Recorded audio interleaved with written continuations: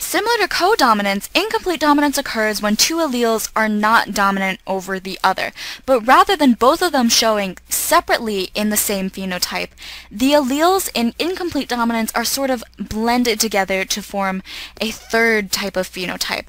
For example, in flowers, neither the red nor the white allele is dominant over the other. So instead of having a red and white splotched flower as their offspring, all their offspring are pink. So red and white blended together make pink. Makes sense, right? Another thing to note is that even though the phenotype shows blended alleles, the genotype still has two separate alleles, and this is evident if you breed the F1 generation amongst themselves. The red and white flowers then reappear in the F2 generation. So here's white, pink, red, always in a 1:2:1 ratio in the F2 generation.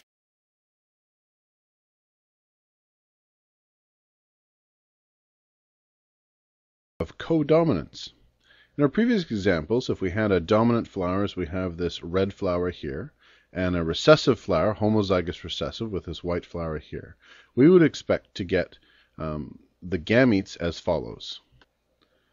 The gametes should separate the two dominant alleles here and the two recessive alleles here.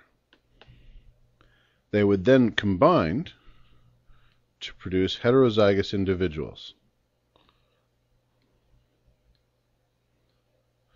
Now, if we were to predict the color of these heterozygous individuals based on the parents and based on which is dominant and which is recessive, we would expect the following. Under regular dominance, we would expect the offspring to all be red and to take after the dominant trait. In codominance, however, you get the following effect. Rather than red offspring, we see offspring that are both red and white. Hence the name codominance.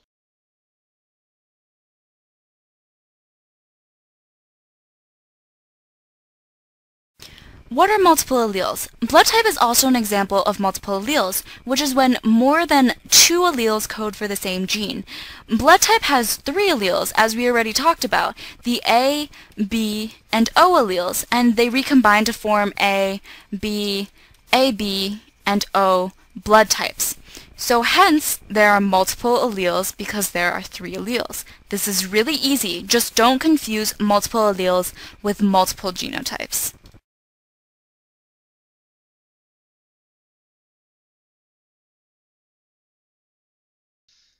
Polygenic traits occur when you have a number of different gene pairs that have to work together to create the trait.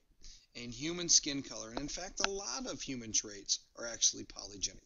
Now remember, the word poly means many, and genic also refers to genes. So in other words, it takes many genes to create this trait. All right. So as we can see over here, this individual is heterozygous for each of the three genes in this example.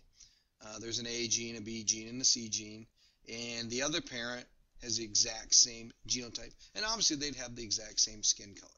Now what happens in skin is the more of the dominant alleles you have, the darker the skin color is, and the more recessive alleles you have, the lighter the skin color.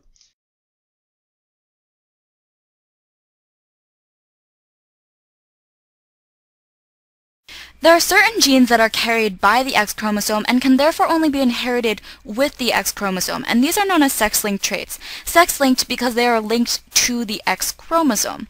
The reason why there are rarely, if any, Y-linked traits is because the Y chromosome is really small and it contains few genes. Many traits that have been thought to link to the Y chromosome have been discredited.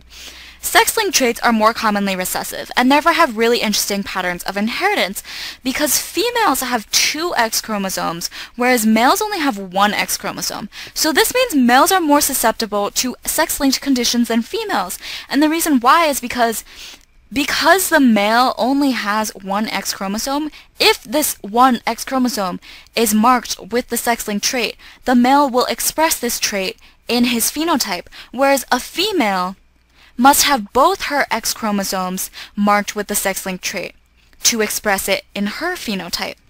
If a female only has one marked X chromosome, she's only a carrier. And a carrier basically just has the genetic information but doesn't show it in the phenotype. On the other hand, she does have the ability to pass this X chromosome down to her children. So if she passes it to her son will end up having the sex-linked condition.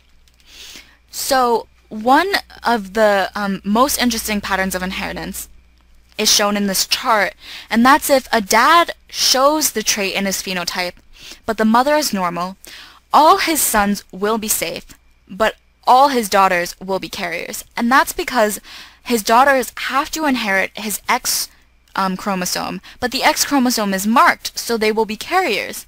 Whereas all his sons have to inherit the Y chromosome, but the Y chromosome is normal, so they are safe from the sex-linked condition. So there are a lot of different other patterns of inheritance that are really interesting to delve into, but it's not important to really memorize all these different patterns, because you can deduce any of them when you play out the different options in a Punnett square. So let's use an example of color blindness. Color blindness is a sex-linked recessive trait. And if a mother is a carrier and a father is normal, how many of their children will be colorblind?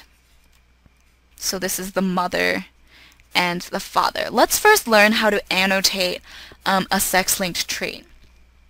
So I've been writing out tick marks to indicate that the X is marked with the sex-linked trait. But conventionally you use letters.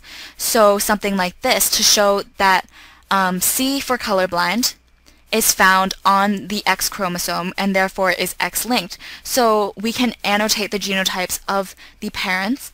The mother is X superscript C, X, and the father is normal XY. And so now you can write on this Punnett square the different gamete combinations for the mother and the father, and you can simply just fill it out. And now you can see, once you're done filling everything out, that only 25% of their offspring will be colorblind, or more specifically, none of their daughters will be colorblind, so 100% of their daughters will be normal. Although it's hidden in the fact that 50% will be carriers. This is for daughters. And for their sons, 50% will be colorblind, and 50% will be normal. And so, again, Punnett square, useful tool, can help you play out all the different patterns of inheritance for sex-linked traits. And many of the sex-linked traits are negative rather than positive, the most common two being hemophilia and colorblindness, which we both talked about in this video. And there are many other sex-linked traits that are disorders and diseases, unfortunately.